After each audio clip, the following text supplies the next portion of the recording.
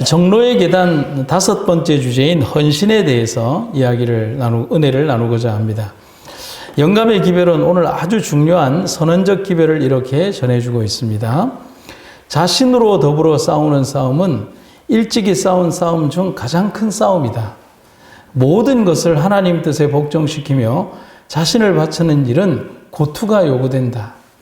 그러나 심령이 새로워져서 성결케 되려면 그 심령은 하나님께 순복시켜야 된다.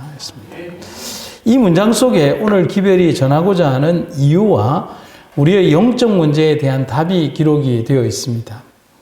우리의 싸움이 혈과 육을 대하여 싸우는 싸움이 아니라고 바울이 얘기한 것은 그 최고의 적이 외부에 있는 적이 아니라는 사실을 말해줍니다.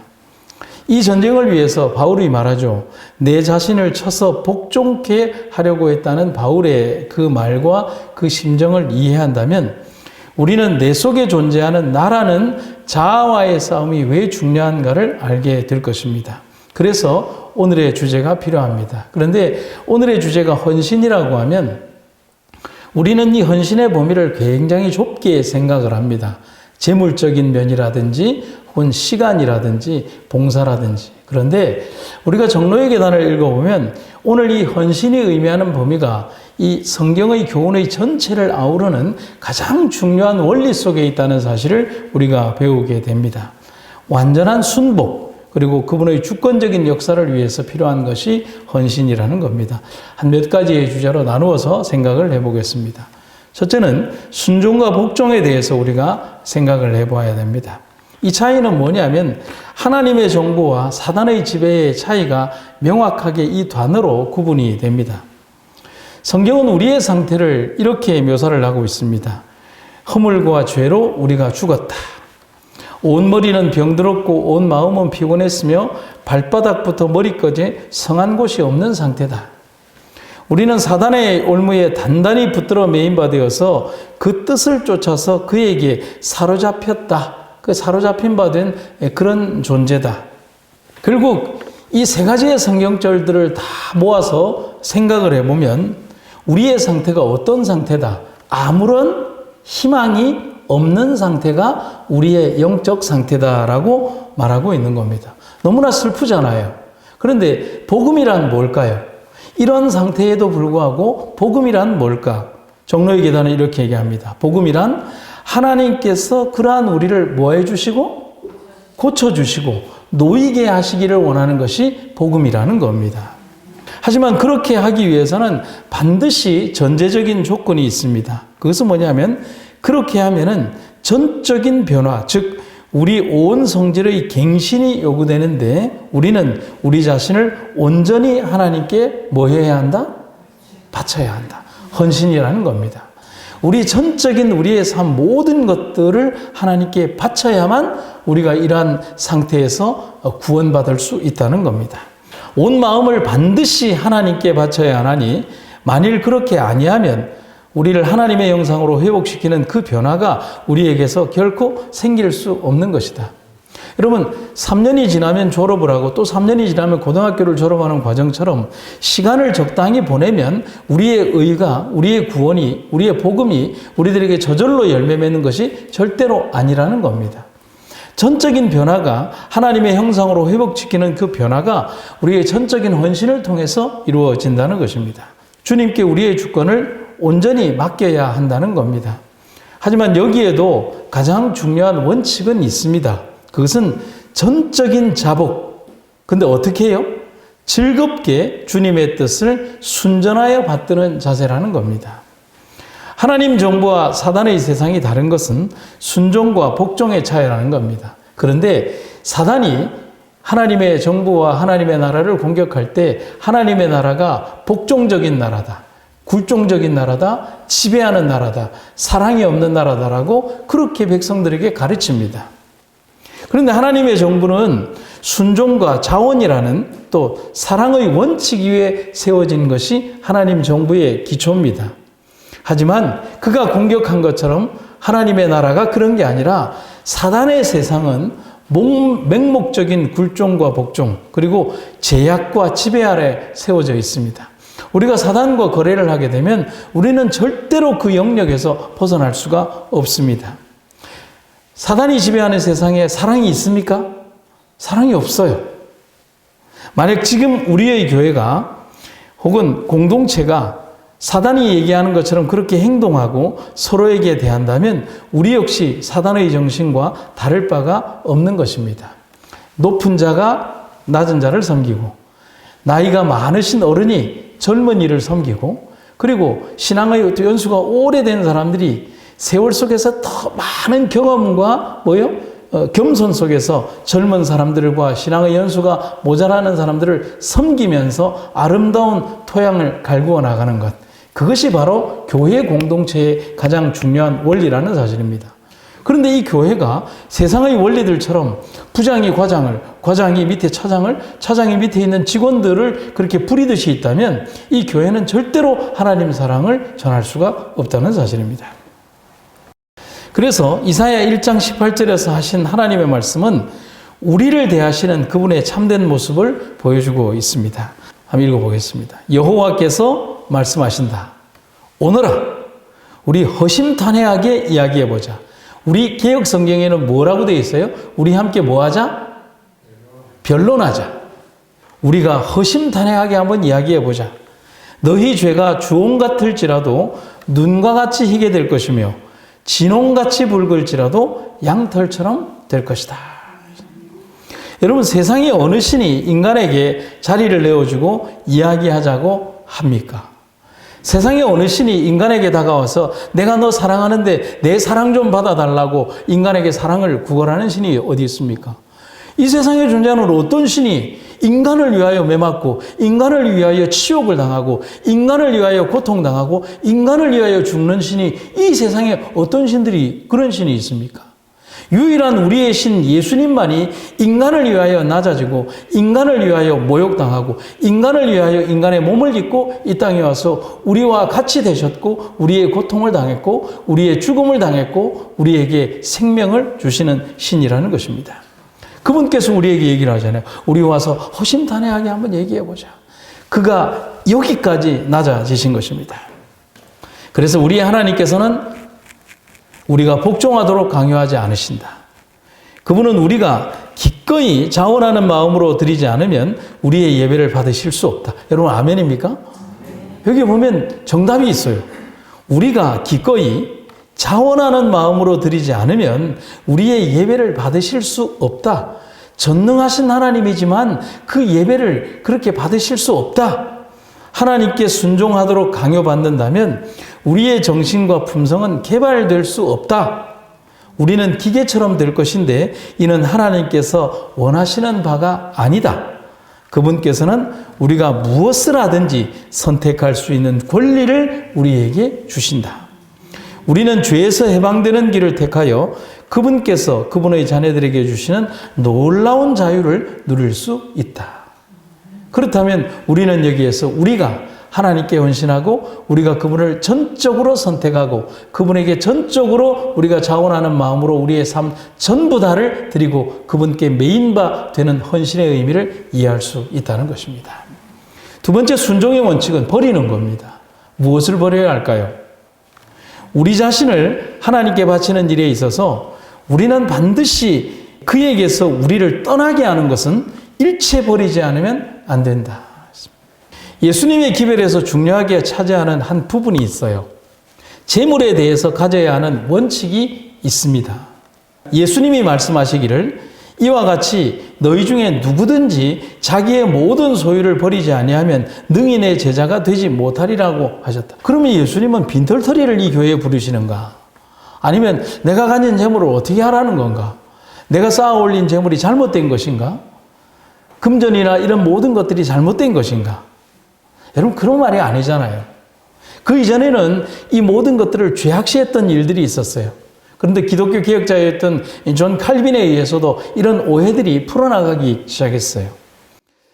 예수님은 또 사도들을 통해서 재물에 대한 명확한 말씀을 하시고 있습니다. 바울의 기별을 통해 좀 보완적인 설명을 하면 이겁니다. 돈을 뭐 하는 것이? 사랑하는 것이 모든 악의 뿌리가 됩니다. 근데 그 뒤에 보면 아주 멋진 말이 있어요. 우리가 이해하기 쉬운 말이 이렇게 되어 있어요. 돈을 더 많이 얻으려다가 진실한 믿음에서 떠나고 오히려 더 큰 근심과 고통만 당하게 됩니다. 디모데서에게 보낸 기별에서 정확하게 이 재물에 대한 규정을 말하고 있어요. 그런데 우리는 이 구절만 볼 게 아니라 디모데전서 6장 10절 이전에 6장 9절과 그 다음에 10절 이후에 이어진 11절과 12절에 있는 구절을 보면 더 명확하게 이해할 수가 있어요. 구절을 한번 보면 이렇게 되어 있어요.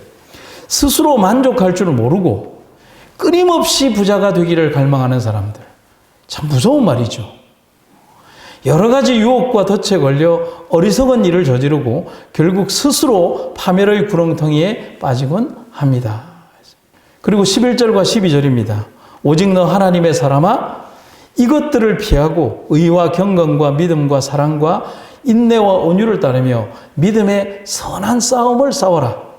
영생을 취하라. 이를 위하여 네가 부르심을 받았고 많은 증인 앞에서 선한 증언을 하여도다. 여러분, 예수님께서는 우리에게 그 재물 그 자체가 나쁜 것이라고 말하는 것이 아니라 재물을 사랑하는 마음, 재물에 취한 마음, 그 재물을 쫓아가는 마음이 나쁜 것이라고 얘기를 합니다. 그런데 하나의 예를 들면 재물에 대해서 그렇게 얘기를 하는 것이지 실제적으로 우리가 버려야 될 것은 재물만이 아니라고 해서 재물을 사랑하는 마음만 버리라는 것이 아니라 너무 많은 범주들에 있어서 우리의 마음을 예수님에게서 떠나가게 하는 모든 것들이 우상이라고 말을 하고 있습니다. 마음을 하나님에게서 떠나게 하는 것은 무엇이든지 버려야 한다. 재물의 신은 많은 사람의 우상이다. 돈을 사랑하고 재물을 탐하는 것은 저들을 사단에게로 붙들어매는 금사슬이다 했습니다. 정말 믿음이 좋았지만 오랜 세월을 그렇게 믿음 안에서 살아왔지만 재물에 대한 욕심 혹은 명예에 대한 욕심, 세상에 대한 욕심을 버리지 못해서 넘어지는 너무나 많은 사람들을 보았습니다. 저만 보았나요? 여러분들도 많이 보시지 않았습니까? 그렇게 믿음이 좋았는데 그런 믿음의 생애를 했는데 그런 믿음을 그렇게 구가하고 왔는데 그 재물이, 명예가, 욕심이 어떤 다른 것들이 그 사람을 넘어지게 했던 많은 것들을 여러분들의 인생에 너무나 많이 보지 않았습니까? 잠깐 보이다가 없어지는 소금 기둥 같은 것에 영혼을 소비하지 말아야 합니다. 여러분, 여기에서 우리는 이렇게 얘기할 수 있습니다. 나는 아닙니다. 나는 적어도 그런 유혹에 넘어가지 않습니다. 라고 할 수도 있습니다. 근데 그런 말 하면 안 돼요. 나는 아니라고 하지 마십시오. 그렇게 말하는 내가 바로 그런 유혹에 넘어졌다는 겁니다.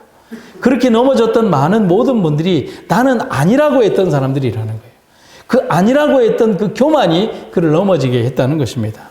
재물과 명예 모든 것이 우상이 될 수 있습니다. 그렇다면 어떻게 하는 것이 살 길인가? 전적인 포기와 순종만이 살 길이라는 겁니다.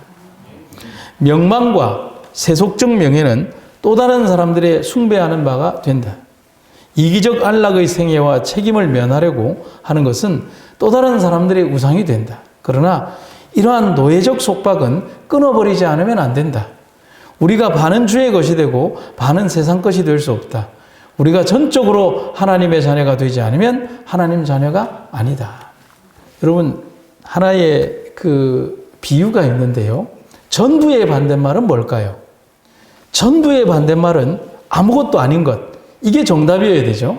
근데 영적인 의미에서 전부의 반대말은 부분입니다. 이해가 가시나요? 전부 다 100%의 반대말이 0%가 아니라 100%의 반대말은 60% 혹은 70% 섞여 있는 것이 전부의 반대말이라는 것입니다. 하나의 퀴즈를 낼까요? 가짜 참기름이 있잖아요. 그죠? 가짜 참기름에 제일 많이 들어가 있는 건 뭘까요? 옛날에 기름값이 한참 오를 때 가짜 휘발유가 있었어요. 가짜 휘발유에 제일 많이 들어가 있는 성분은 무슨 휘발유가 뭐가 제일 많이 들어갔을까요? 진짜 휘발유. 적어도 50% 이상은 진짜 휘발유. 가짜 참기름에 제일 많이 들어가는 것은 진짜 참기름이 50% 이상은 들어가야 됩니다. 한 70% 내지 80%. 가짜 참기름도 등급이 있어요. 한 80%가 진짜고 20%가 가짜인지, 70%가 진짜고 30%가 가짜인지. 사람들이 맛을 봤을 때 이게 가짜인지 진짜인지를 구분하지 못할 정도로 부분적으로 섞이는 것이 가짜인 거예요. 여러분 이해가 가십니까?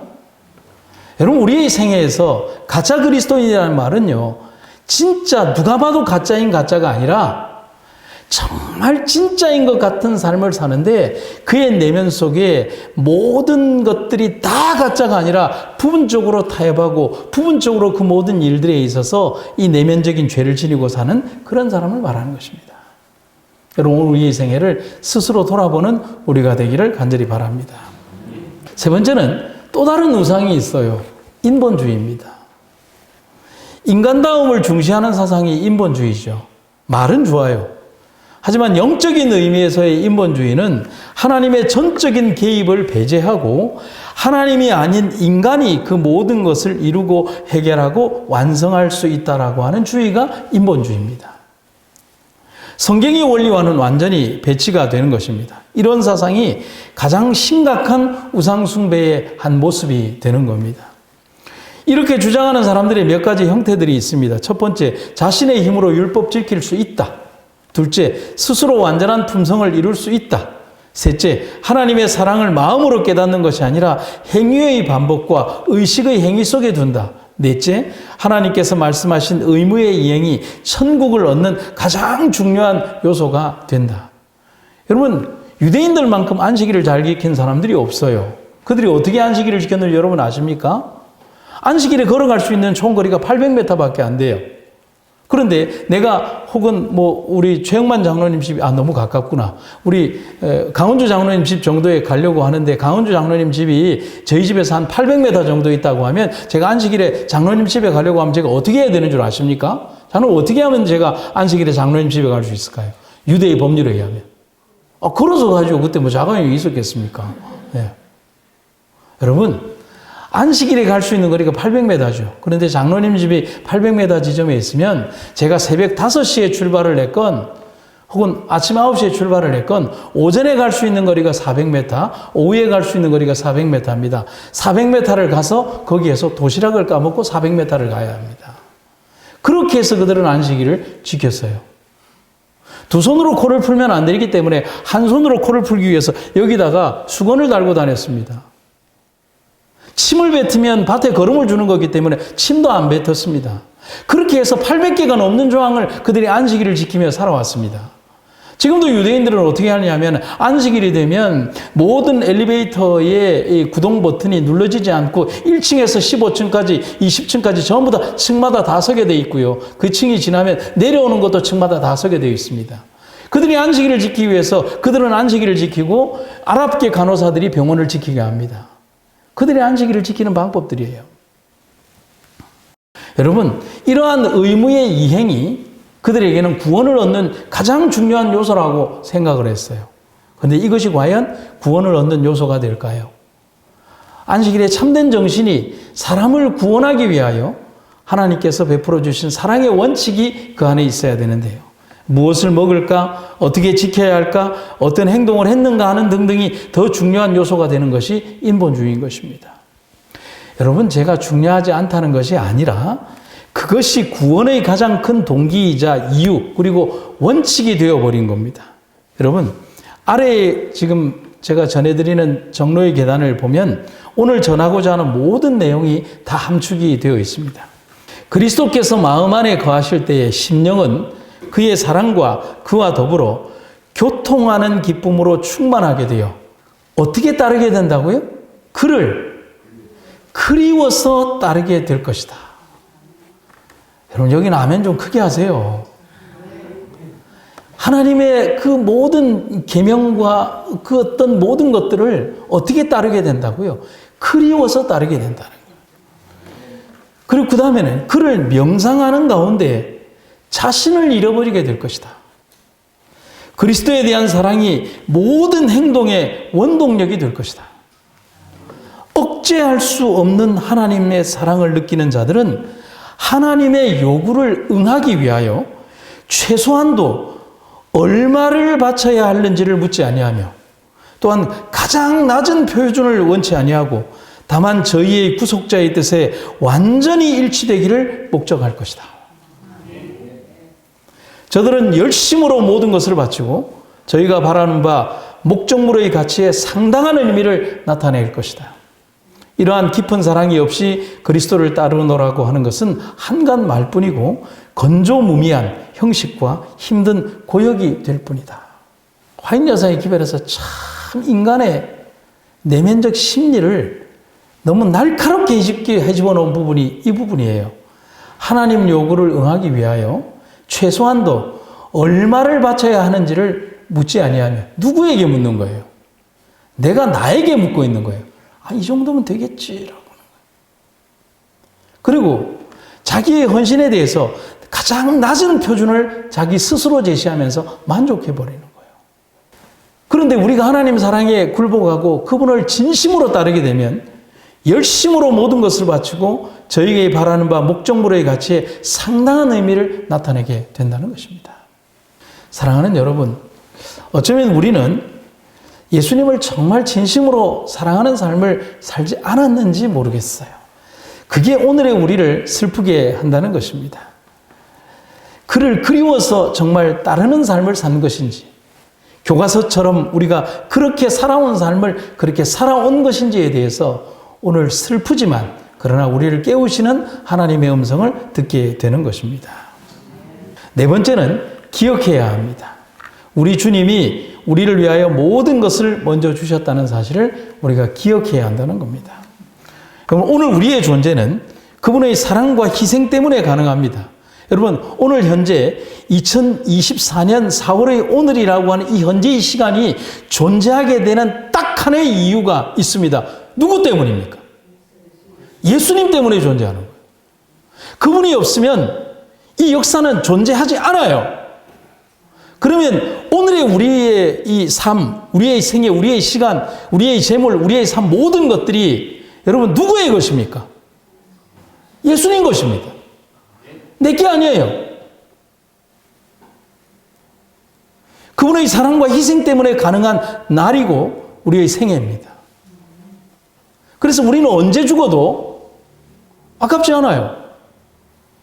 그래서 제가 발견한 한 제목이 있는데, 제가 전도회를 가면 한 수요일이나 목요일쯤 쓰는 전도회 제목이 있어요. 여러분, 제가 이거 그냥 안 가르쳐 주는데 오늘 제가 그냥 가르쳐 드릴게요.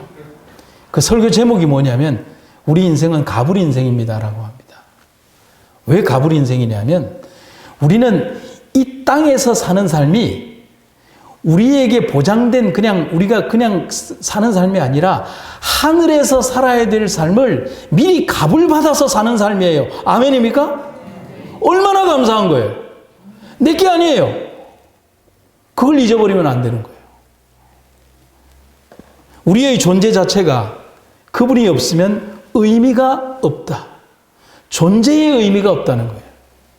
그런데 우리가 내가 가진 것으로 그분께 드리는 것을 아까워한다면 얼마나 모순이 될까? 내게 아닌데. 인생은 어차피 아무것도 가지 못하는데 말입니다. 33살 반이라는 젊은 나이에 온 세상을 정복했지만 더 이상 정복할 땅이 없어서 목적의식을 상실한 이 젊은 왕이 유복자를 두고 죽어갑니다. 아직 왕이 죽지도 않았는데 이 젊은 이 부하 병사들이 들어와서 이 알렉산더에게 묻습니다. 왕이시여, 이 큰 대제국을 두고 어떻게 가시려고 하십니까? 그때 알렉산더가 이런 얘기를 하죠. 주먹을 주면서 힘 있는 자가 가시라 했습니다. 그리고 그가 정말 죽게 되었을 때 알렉산더가 이런 유언을 합니다. 내가 죽거든 내 관에 구멍을 2개 내어서 내 빈손을 밖으로 내보이게 해주어라. 왕이시여, 왜 그렇게 해야 합니까? 그때 알렉산더가 이런 유언을 합니다. 온 세상을 정복하고도 나는 만족하지 못했지만 결국 나도 빈손으로 간다는 것을 온 세상에 알려다오. 온 세상을 다 정복했지만 그가 가지고 갈 수 있는 것이 아무것도 없었어요. 그럼 그것을 알게 된 것입니다. 우리는 생애의 매 순간 그분의 은혜가 주는 축복을 지금껏 받았다. 그 덕분에 우리는 과거에 어떠한 문제로부터 구원을 받았는지 완전하게 알 수 없다. 여러분, 이 문장 이해가 가십니까? 이해가 되세요? 저는 이 문장을 한참 봤어요. 그분의 은혜가 주는 축복을 지금껏 매 순간 지금까지 받았는데 어떤 문제로부터 구원을 받았는지 완전하게 알 수 없다. 이 말은 바꿔 얘기를 하면 우리는 매 순간 하나님으로부터 은혜를 받고 지금껏 살아왔지만은 우리는 삶에서 하나님의 은혜를 매 순간마다 잊어버리며 살아왔다는 사실인 거예요. 여러분, 슬프지 않나요? 그렇기에 많은 이들이 하나님의 사랑과 희생을 인정하지 못하고 헌신하려고 하지 않는 이유를 삼고 있다는 것입니다. 자기 목숨을 죽음에 내놓았으며 죄인 취급을 받았다. 그는 많은 사람의 죄를 짊어졌고 죄 지은 사람들을 대신해서 용서를 빌었다라고 말입니다. 그분이 이렇게 우리를 위하여 하셨다는 것입니다. 그분의 희생이 우리에게 새로운 기회를 주었다는 겁니다. 그분의 희생이 희망을 주었습니다. 그렇다면 남은 것은 인간의 선택, 곧 순종과 헌신이라는 것입니다. 불순종과 거절은 가장 슬픈 선택이 될 것입니다. 사람이 하나님의 뜻에서 어그러진 생각과 행동을 할 때에 그는 자기 심령에 가장 큰 손상과 억울함을 끼치는 것이다. 무엇이 가장 좋은 것임을 아시고 당신의 피조물의 유익을 위하여 경륜하신 자가 금하시는 길에서는 참된 기쁨을 찾을 수 없다. 죄악의 길은 불행과 멸망의 길이다. 했습니다. 다섯 번째, 헌신의 참 의미에 대해서 한번 마무리해 보겠습니다. 종로의 계단은 우리에게 예수님께서 가진 최대의 지금 관심사가 무엇인가에 대해서 우리에게 이렇게 얘기를 하고 있습니다. 온 하늘은 인류의 행복에 흥미를 가지고 있다. 여러분, 아멘입니까? 이 말은 예수님은 우리 인류의 구원에만 최고의 관심사를 두고 있다는 것입니다. 우리 주님의 절대적 관심사는 이거 하나입니다.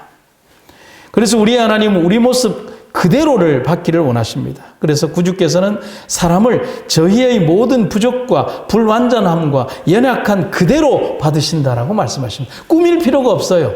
분단장할 필요도 없고 좋은 옷 입을 필요도 없어요.